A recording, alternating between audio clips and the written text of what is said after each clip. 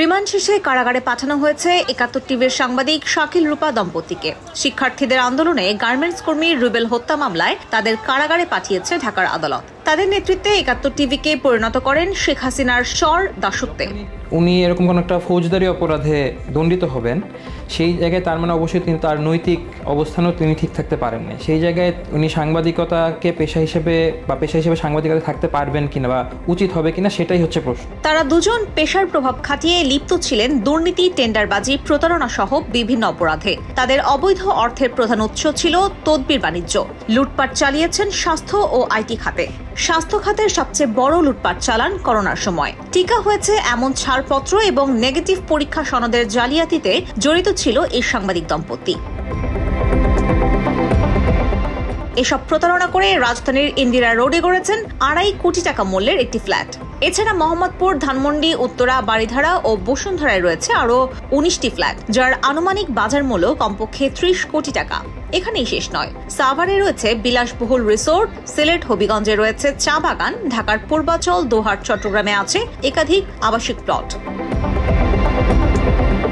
আওয়ামী লীগ সরকার আমলে তথ্য প্রযুক্তি খাত থেকে শাকিল রূপা দম্পতি অবৈধ উপায়ে হাতিয়ে নিয়েছে পৌনে ৩০০ কোটি টাকা।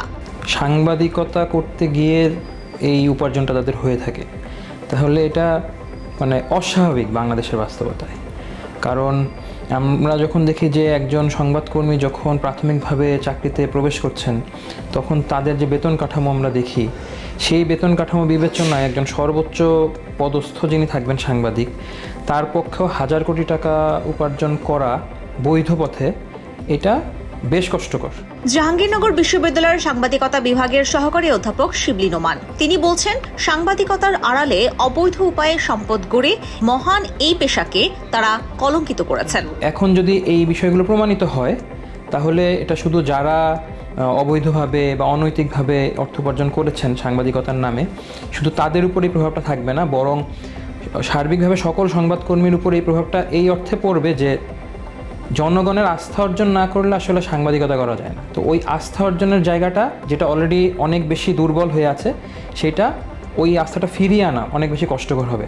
সার্বিকভাবে শুধু সংবাদকর্মী না, আমাদের গণমাধ্যম যে শিল্প আমরা বলি, এটার উপর এটার একটা বাজে প্রভাব পড়ার সম্ভাবনা আছে। শুধু দুর্নীতি নয়, শাকিলের বিরুদ্ধে রয়েছে ধর্ষণের অভিযোগ। পাহাড় সমান অপরাধ করে বিদেশে পাড়ি দিতে চেয়েছিল এই দম্পতি, শেষ রক্ষা মেলেনি, ঠাঁই হলো কারাগারে। আরশা আহসান, বাংলা এডিশন।